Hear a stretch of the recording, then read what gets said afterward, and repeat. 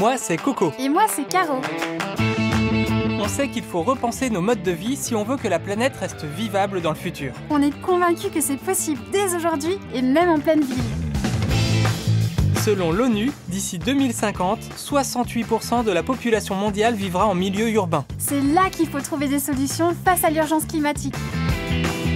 Alors on s'est installé dans la région parisienne pour réaliser une expérience grandeur nature. On a prototypé l'appartement du futur en se basant sur des solutions qu'on a trouvées partout dans le monde depuis 10 ans. On a rassemblé des techniques low-tech, simples, efficaces et accessibles à tous. On a créé des synergies avec la nature et des réseaux d'entraide.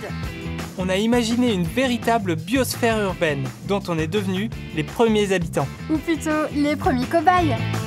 Notre défi, concevoir un mode de vie qui réduit notre impact environnemental, convivial et désirable. Et si le futur commençait ici et maintenant? Bienvenue dans le futur.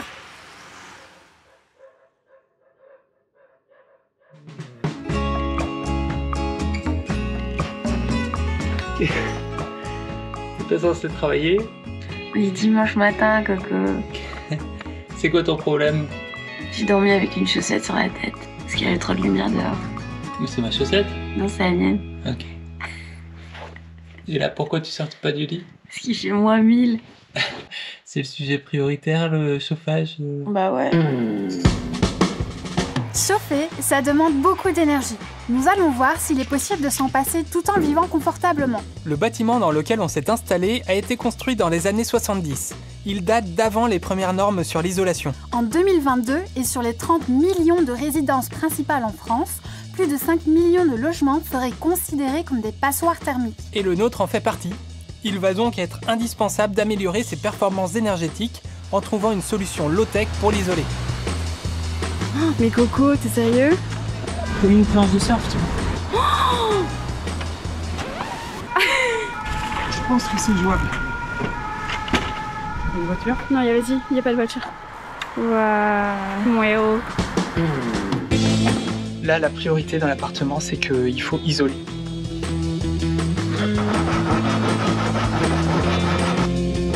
Ce bois, il va servir de structure pour porter l'isolant.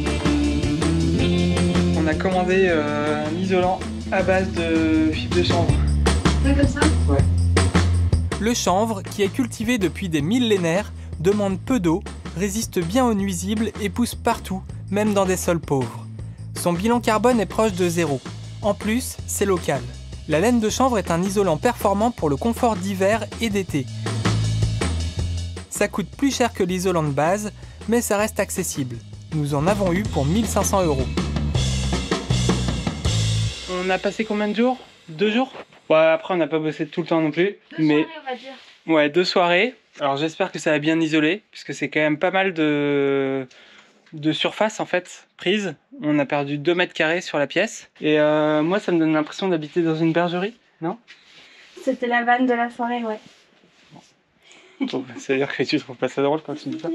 Avant ça sentait la couche de bébé. Maintenant ça sent le mouton. T'as pas l'impression d'être dans une bergerie? Non? Ah mais c'est ton truc. On a recouvert les murs et même le plafond. Reste à tout habiller de tissu pour éviter la poussière de chanvre. Aujourd'hui, nous allons coudre notre revêtement mural à partir de textile. C'est de la toile à patron, c'est de la toile à fond de poche. poche ça s'appelle. C'est des toiles fond de poche, donc c'est pas très cher sur le commerce. Il est beau ton truc. Là, Caro? Oui, tu m'as déconcentré. Mais c'est pas grave, ça se voit pas. Bah moi je pense que tous les jours ça me gênera. Vous voyez avec qui je bosse là? Nous avons choisi un revêtement mural en toile pour faciliter l'accès derrière les panneaux d'isolant. Modulable et réparable, il pourra être retiré facilement après l'expérience. C'est le moment un peu difficile. Caroline est hyper concentrée. Elle va faire une couture en 3 dimensions. Mais bien quoi.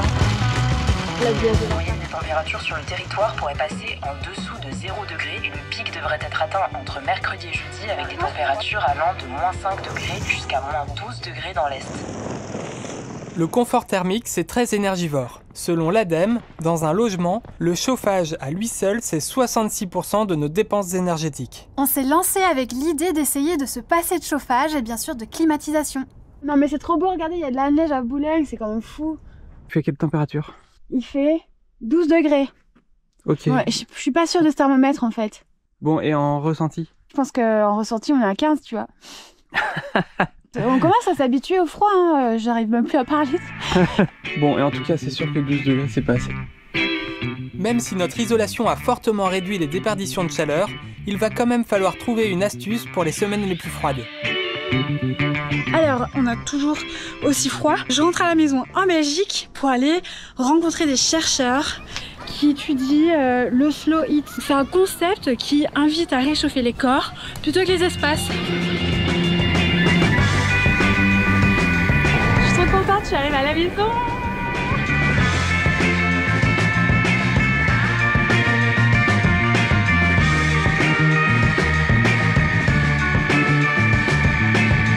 J'ai la chance de rencontrer Geoffrey, un ingénieur et architecte qui mène une vaste étude sur le slow heat. Il a dirigé un projet de recherche soutenu par la région Bruxelles-Capitale, dont l'objectif était d'explorer jusqu'où il était possible de baisser le thermostat tout en conservant un confort optimal.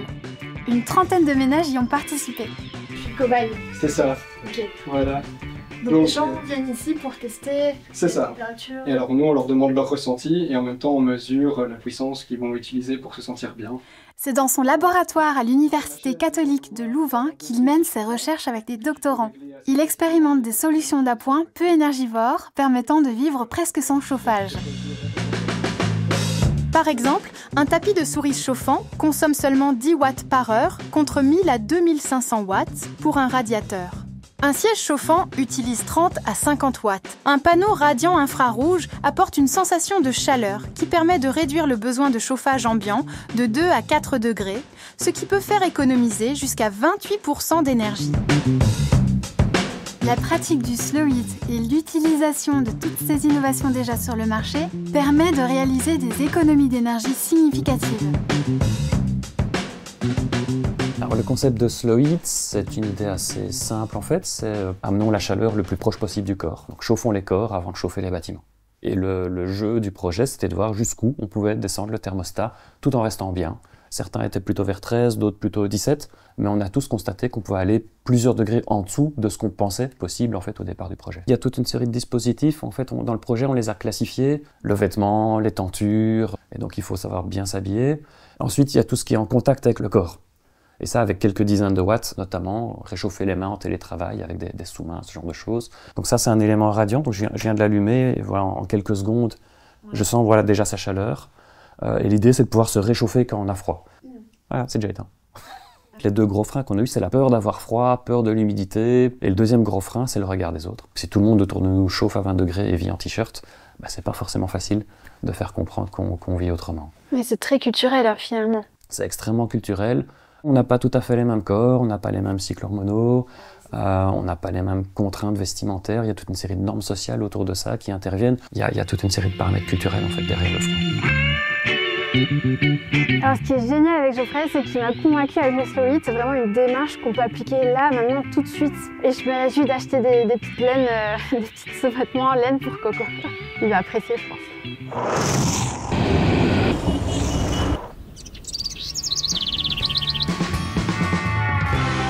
Fraîchement rentré de Belgique, on s'est directement mis à tester le slow heat.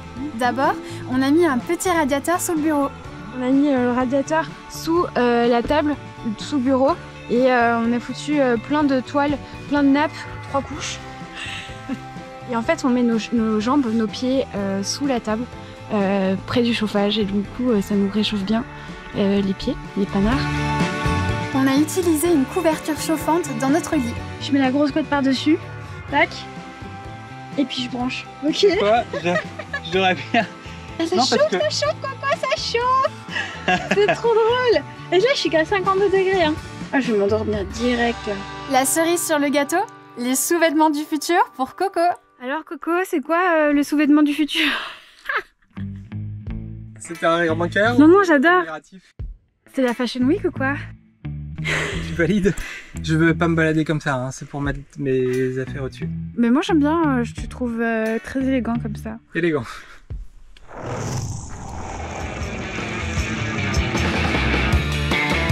Le printemps arrive, on est à 2 mois avant le début de notre expérience. On a réussi à passer la saison froide grâce à l'isolation et au slow heat. Avec 15 degrés en température de fond, on a utilisé très peu d'énergie, le tout sans avoir froid. Pour notre chambre, on a mis en place une solution toute simple pour éviter de chauffer trop d'espace. Un lit clos breton. Et même s'ils ont disparu, ça reste une super solution pour se créer un cocon confortable pour dormir. Mais le répit ne fut que de courte durée. Un nouveau problème pointait déjà le bout de son nez. Il y a ce truc là qui sonne de temps en temps, mais la théorie de Caro, c'est que la machine marche pas. On a commencé à aménager l'appartement avec tout notre écosystème vivant. On a mis en place un système où 300 litres d'eau circulent en continu pour cultiver des plantes comestibles grâce à une technique appelée bioponie. Ça a eu un impact sur le taux d'humidité dans l'air. On a atteint les 80% d'humidité relative, trop loin des 40 à 60% recommandés. Et le confort, mais surtout notre santé, pourrait en pâtir. Pour lutter contre ce problème d'humidité, on a décidé de repenser tout le système de ventilation. On a installé des tuyaux pour extraire l'air de la salle de bain, la cuisine et les toilettes. Notre prise d'air vient de la cage d'escalier. Il passe ensuite par toutes les pièces avant d'être expulsé vers l'extérieur. Et donc là, on est à l'extérieur de l'appartement. Les 2 tuyaux donnent sur ces 2 ventilateurs. C'est des ventilateurs d'ordinateur. C'est un peu comme si c'était notre VMC. Donc ça va faire un espèce de flux d'air qui traverse tout l'appartement. Vas-y, démarre!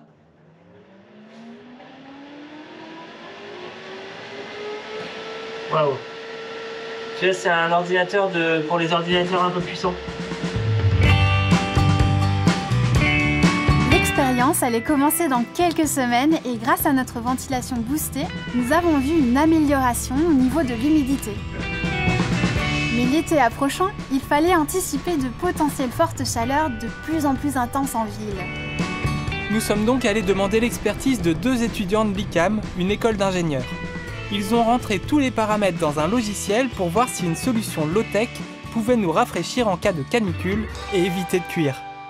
Les conditions météo, elles changent tout le temps et il y a énormément de paramètres. Sachant que l'appartement, déjà, il n'est pas très grand. Ouais, 28 mètres carrés et quand on a isolé, c'est passé à 26 mètres carrés. Du coup, vous avez rentré toutes ces données dans le logiciel et qu'est-ce qu'il vous a dit comme prévision sur... Il allait faire chaud. Et alors, les solutions plutôt low-tech, du coup, que vous avez testées, c'était quoi? Il y a l'hydroponie dans ton appartement. On se rend compte que le débit a un impact très significatif sur les températures qu'on obtient dans l'appartement. Comme autre solution qui est assez important, ou qui a eu un vrai impact, c'est tout ce qui est solution d'ombrage. Ah oui. Donc là, c'est plus des stores extérieurs, avec une toile d'ombrage du coup d'un certain degré d'opacité, pour que les plantes puissent quand même Oui, parce qu'il faut quand même que les plantes elles soient éclairées. Et donc ça permet vraiment de casser la lumière avant qu'elle rentre dans l'appartement. C'est pour ça que c'est important que ce soit à l'extérieur. Oui. Donc on a fait une répartition, c'est-à-dire que 1/3 du bas du store, c'est une opacité un peu moins forte pour que la lumière passe plus facilement. Et plus haut, c'est plus fort pour que ça casse vraiment le soleil. C'est marrant, ça me fait penser au bateau où en fonction du vent, tu vas régler les voiles différemment. Là, c'est en fonction du soleil. On peut être en parallèle avec ça. C'est le bateau urbain. Ouais. C'est un peu ça. De retour à l'appartement, nos jeunes ingénieurs sont venus faire un état des lieux en direct afin de trouver d'autres solutions low-tech. Ouais, là, je suis à 42 là. Et le mur, vraiment le mur, je suis à 35. Et le contour de la fenêtre en béton, il est à 40 degrés là. En fait, il faudrait peindre le bâtiment en blanc, quoi. Il faudrait que tout soit blanc. En plus des stores, ils nous ont aussi proposé une solution à laquelle nous n'avions pas pensé. Et alors, dans les solutions que vous avez proposées, il y a tout le système d'hydroponie qui participe pas mal au rafraîchissement aussi. C'est le débit, en fait, de l'eau qui circule, qui fait que ça rafraîchit plus ou moins l'air ambiant. Plus on augmente ce débit, plus il va y avoir d'inertie thermique, plus il va y avoir d'échange entre l'air et l'eau, et donc plus la température va diminuer. On va donc utiliser notre bioponie et ses 300 litres d'eau pour réguler la température de l'appartement. Grâce à la pompe, l'eau en mouvement agit comme un échangeur thermique. Concrètement, l'eau absorbe et restitue la chaleur lentement, tempérant ainsi l'air ambiant. Les jours où il fait trop chaud, il suffit de faire fonctionner la pompe plus longtemps. Ce qui tombe bien parce que les panneaux solaires donnent beaucoup d'énergie ces jours-là. Et l'eau, elle est à combien? Ah ouais, on voit que c'est tout bleu l'eau. Voilà, là on est à 22, 23 degrés. Putain, oui, c'est bien. Pile sur la colonne qui sépare les 2 fenêtres là. Génial. Ah ouais. Donc on a cette fenêtre où il y a le soleil qui donne, à 37 degrés au point les plus chauds ici. Et le mur en chanvre qui est juste là avec donc, tes 15 cm de laine de chanvre, on est à 24-25 degrés.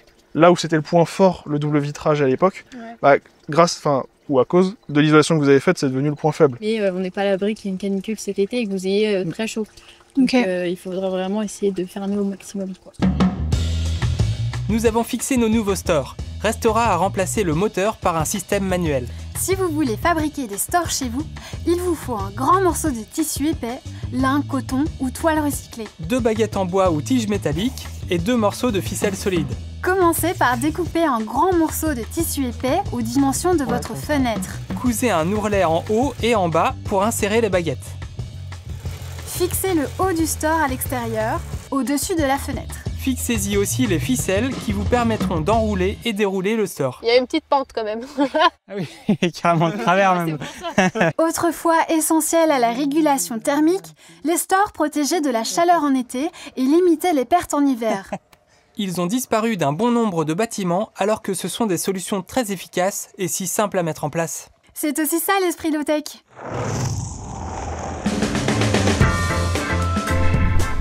Ça fait des mois qu'on prépare ça, et ça y est, aujourd'hui... On est le premier jour de notre expérimentation de 120 jours dans le milieu urbain. Le mois de juillet est vite arrivé. C'est la date qu'on s'était fixée pour démarrer officiellement l'expérience. À partir de maintenant, nous allons tout mesurer pour collecter des tas de données sur notre santé, notre empreinte écologique ou encore le coût financier. Afin de savoir si le mode de vie que nous testons dans la biosphère urbaine peut être une solution pour un futur plus durable et agréable en ville. C'est la journée canicule en région parisienne. Il fait 33 degrés dehors et 37 degrés en température ressentie. Alors, ici, il fait 28 degrés. C'est pas mal. En pleine canicule, il fait bien meilleur à l'intérieur de l'appartement. L'isolation, les stores, le circuit d'eau, je pense qu'il joue pas mal le circuit d'eau effectivement. Et la ventilation. Et la ventilation. Voilà. Tranquillou. On est sur un proto de toilette vivante. Qu'est-ce qui se passe si tu te débrouilles mal? Inondation dans l'appartement. Attention. Voilà, ça me... Ah! L'eau de notre robinet en ville. Mais c'est vraiment trop beau. Hein. Ça reste des immeubles. Hein. Je parlais de la neige. Ah.